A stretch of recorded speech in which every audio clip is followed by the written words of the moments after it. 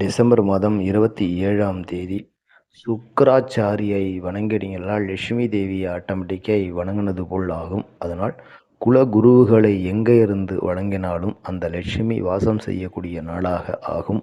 அதனால் வயதில் ரொம்ப முதியவரை மனம் இரக்கத்தோடு அவரை பரிபாலனம் செய்தீர்கள் என்றால் அந்த லட்சுமி தேவி உங்களுக்கு அதிகமான செல்வ செழிப்பை கொடுக்கக்கூடிய நாளாக இந்த புரட்டாசி மாதத்தில் ஆகும். அதுவும் ஞானத்தை அதிகமாக கொடுக்கக்கூடிய இந்த லட்சுமி தேவி மகர ராசியில் இருக்கிறார்.